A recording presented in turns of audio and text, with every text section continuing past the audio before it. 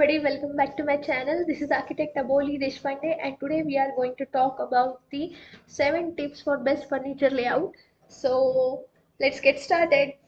Please like, share and subscribe to my video if you like it.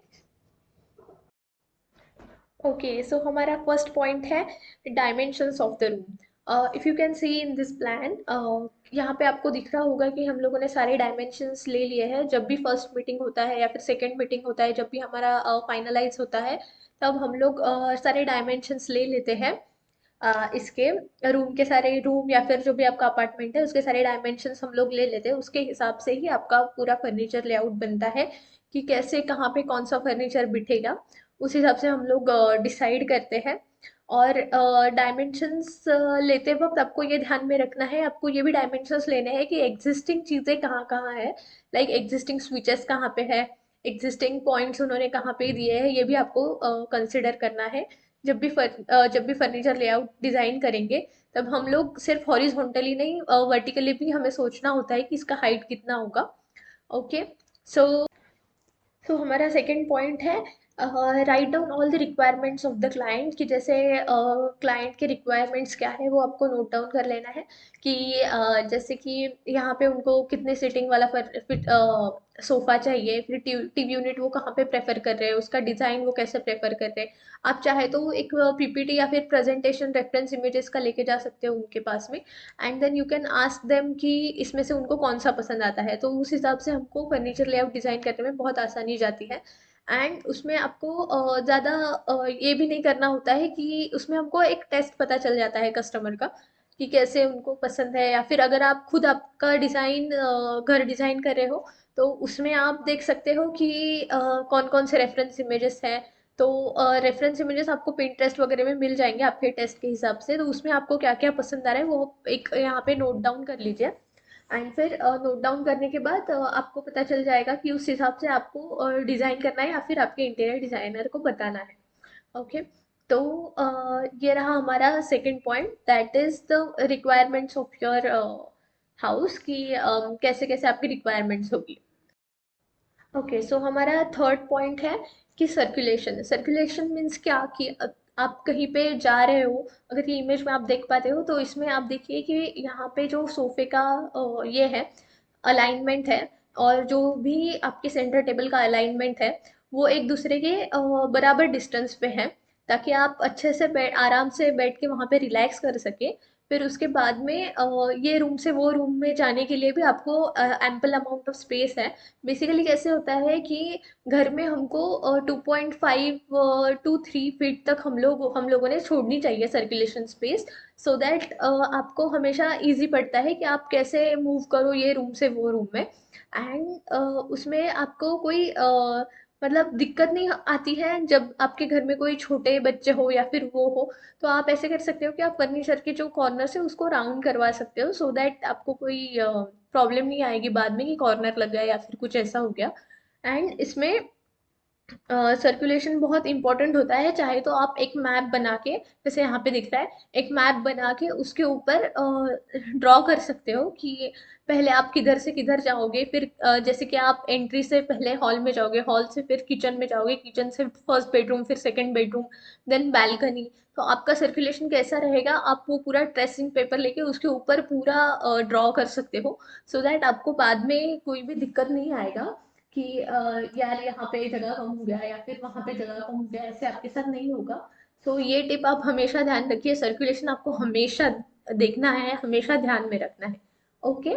So the fourth point is highlight the focal point. ये मैंने पिछले वाले video में बहुत अच्छे से एलेबोरेट किया है कि आप कैसे आपके फोकल पॉइंट में या रूम में किसी चीज़ को हाईलाइट कर सकते हो, किसी एक फीचर वॉल को कैसे कर सकते हो, वो आप मेरे पिछले वाले टिप्स के वीडियोस में देख सकते हो. How to decorate your home वाला टिप्स वाला वीडियो है, उसमें आप जाके देख सकते हो. उसमें कैसे होता है, मैं आपको एक ब्रीफ दे देती हूँ कि फोकल पॉइंट एज इन कि कोई रूम का हमको एक फोकल पॉइंट चूज करना है. फॉर एग्जाम्पल टीवी हो गया लिविंग रूम का, सो वो तो वो वाले रूम का फोकल पॉइंट हो गया, तो हमारे सारा फर्नीचर उसके तरफ थोड़ा सा तो भी डायरेक्ट करना चाहिए. और उसको हम लोग एक एक्सेंट वॉल या फिर कोई फीचर वॉल बना सकते हैं. उसका फोटोज मैं यहाँ पे डाल देती हूँ आपके लिए. ओके.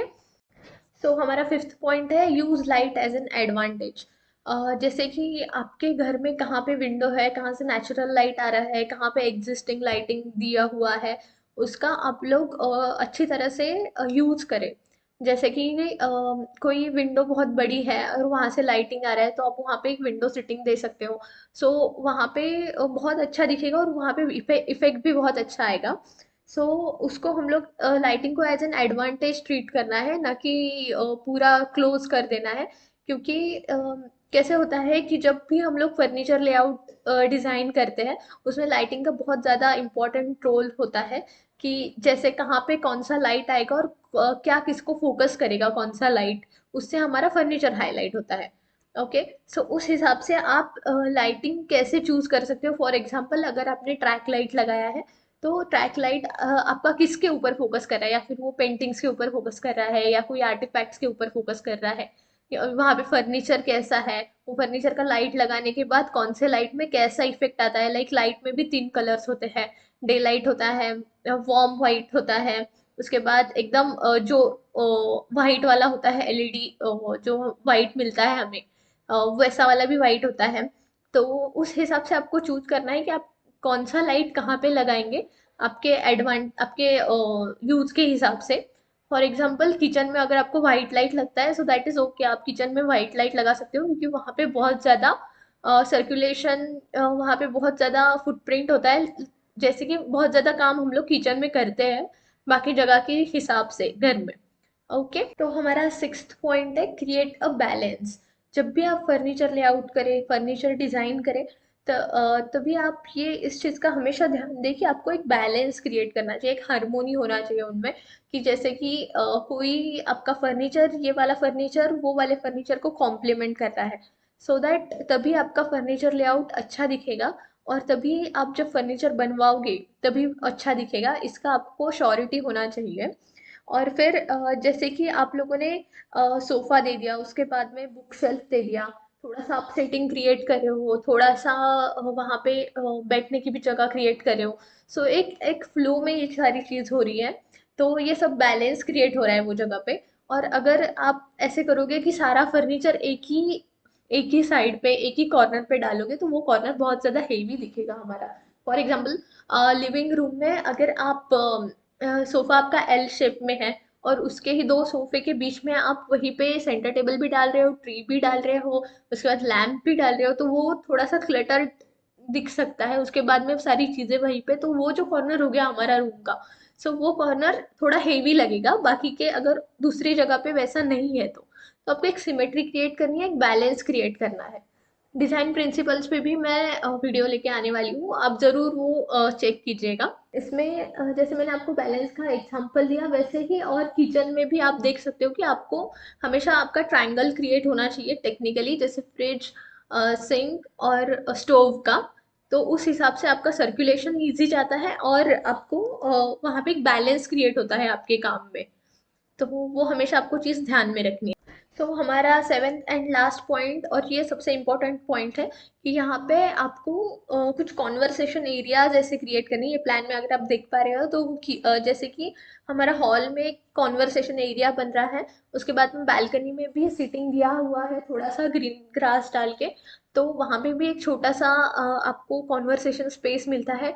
आखिर घर में हमको ऐसी जगह चाहिए जहाँ पे आप आराम से बैठ के अपने आपके फैमिली के साथ पूरा कॉन्वर्सेशन कर सको, फिर उसके बाद में आराम से आप एंजॉय कर सको, टीवी देख सको। उस हिसाब से आपको आपका घर का फर्नीचर लेआउट करना है, हमेशा ही।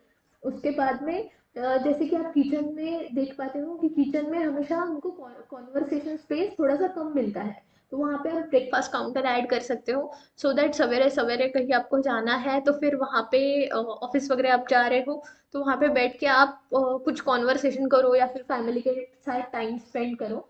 तो उस हिसाब से फिर डाइनिंग टेबल को, डाइनिंग एरिया जो होगा आपके घर का, उसको भी आप बहुत अच्छे से डेकोरेट कीजिए, क्योंकि फिर वो आपका एक कॉन्वर्सेशन एरिया हो जाता है। तो उस हिसाब से आपको हमेशा ही हर एक छोटी छोटी जगह पे कॉन्वर्सेशन एरियाज ऐड करने हैं।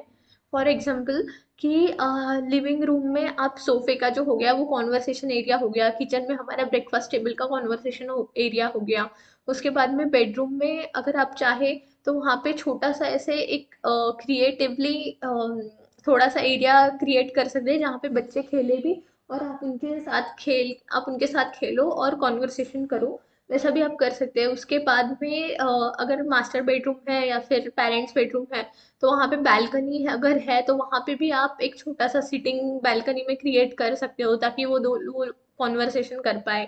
उसके बाद में अगर बालकनी नहीं है तो विंडो सिटिंग क्रिएट कीजिए ताकि सब लोग अपना अपना टाइम अच्छे से एंजॉय कर पाए घर में। सो ये हमारा सबसे इम्पोर्टेंट पॉइंट था। जब भी फर्नीचर लेआउट करना है तभी आपको ये सात चीज़ों का हमेशा ही ध्यान रखना है। अगर आपको इसमें कुछ डिफिकल्टी आती है या फिर कुछ प्रॉब्लम आता है तो आप ये नंबर पे मुझे कांटेक्ट करके डायरेक्टली पूछ सकते हो, कोई प्रॉब्लम नहीं आएगा। एंड अगर इसमें आपको बहुत ही दिक्कत जा रही है तो आप किसी इंटीरियर डिजाइनर या फिर किसी आर्किटेक्ट को भी इसके बारे में पूछ सकते हैं। उसके बाद में ये आप अगर आपको फर्नीचर लेआउट करना है तो ये सात चीजें आपको हमेशा ही ध्यान रखनी है। Okay, so these are seven tips for the good furniture layout. अगर आपको मेरा वीडियो अच्छा लगा हो, इसमें आपको कुछ वैल्यूएबल मिला हो तो ज़रूर मेरे चैनल को लाइक शेयर एंड सब्सक्राइब कीजिए। एंड ज़रूर आपको कोई क्वेश्चंस होंगे तो मुझे ज़रूर कमेंट बॉक्स में आप लिख सकते हैं या फिर डायरेक्टली ये नंबर पे आप मुझे कांटेक्ट कर सकते हैं। ओके, सो मैं आपको मिलती हूँ नेक्स्ट वीक में। बाय।